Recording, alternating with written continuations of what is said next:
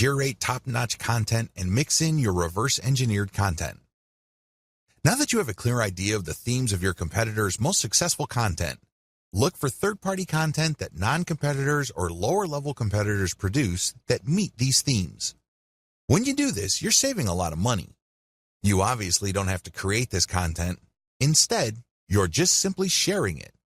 However, you're doing yourself a big favor because you are giving your target audience the kind of content they are looking for. You're giving them something to engage with that based on your research of your competitors, they already like. When you feature this content, you tend to attract the same types of audience as your competitors. Now, curation can only take you so far. You shouldn't build and maintain your Instagram account solely on curated content. You're being lazy when you do that. Instead, you use this content to draw and engage with your audience members. Next, you then come up with a short list of your competitors' very best content and you come up with your own version. This version has to be so much better that it's obvious. This is the key. This is what will put you over. Because remember, you're trying to build a persona. Up to this point, when you curate, the only persona you're building is that you're just part of the niche. Your brand is just another face in the crowd. You want to get over.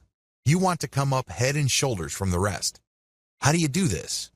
You improve the best existing niche content you find on Instagram and you publish this as your own. By paying attention to video 4 and figuring out what is the hottest content in your niche, you then come up with your own version and then use this on your own feed.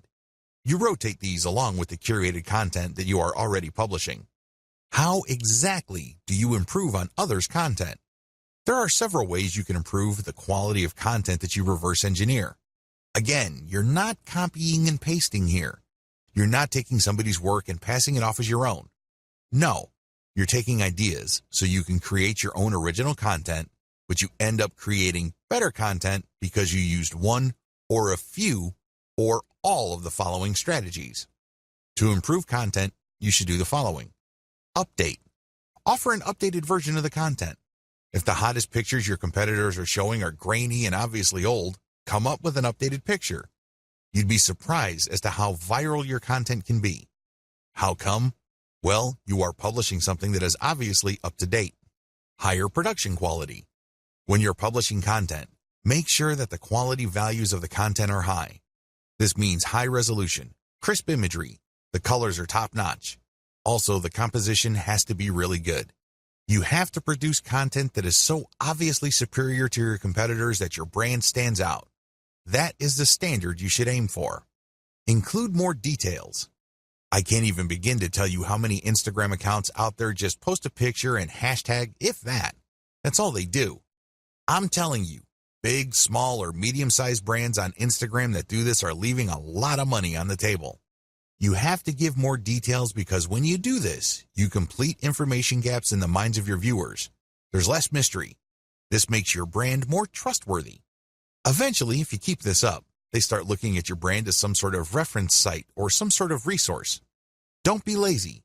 Now, there is such a thing as overkill, but you have to find that happy medium ground between too much information and not enough. Use better hashtags.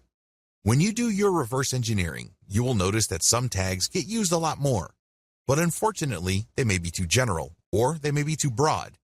You might end up attracting the wrong kind of crowd.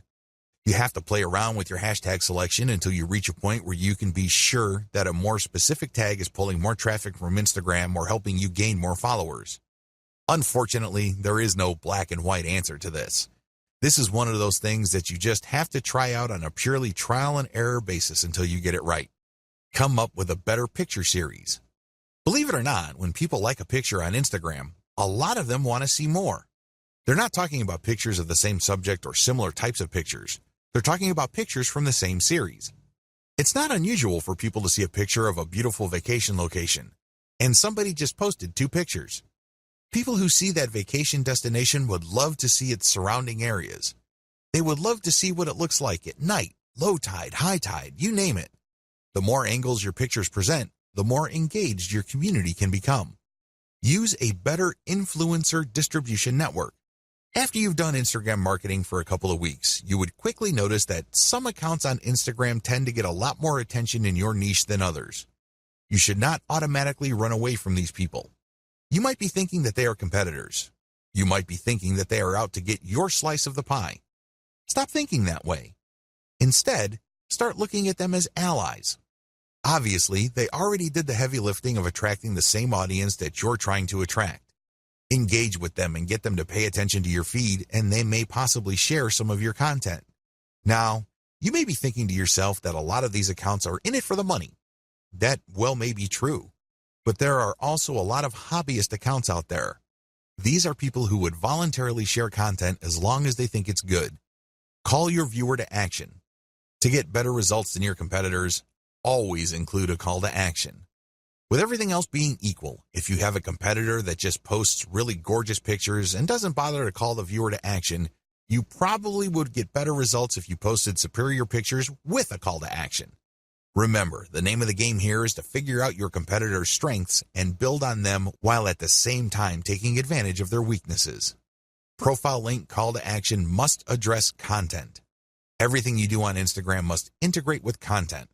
Like I mentioned earlier, if you're just going to get shoutouts and you're just going to post a lot of stuff on Instagram to get people to click on your homepage link, you're leaving a lot of money on the table. You really are. Why? You want to qualify that traffic so that that traffic eventually converts into sales. How do you do that? Well, one of the most basic ways to do this is to link your profile link to an internal page. That's right. You don't link it to your homepage. People landing on your own page might not know what to do. They're more likely to click the back button. Instead, when you feature a consumer guide or some sort of list article that clues people in on the common questions regarding your niche, you can build credibility. You are also answering questions. You are also answering needs. This increases the likelihood that the person that you get to click onto that page will keep clicking internal links because they think that you are an authority. Eventually, you get them to click on a link that will take them to your email list. This is how I prefer to convert Instagram traffic. I don't just dump them into an article, which then dumps them into a sales page. It would be great if they are in a mood to buy, but chances are they are not. The better approach is to get them on your mailing list and let your mailing list, by sending content and other information, do the heavy lifting of eventually converting your list members into paying customers. That's how the game is played. If you don't follow the tips above, chances are your content is just going to remain flat. It's not going to register with your target audience members.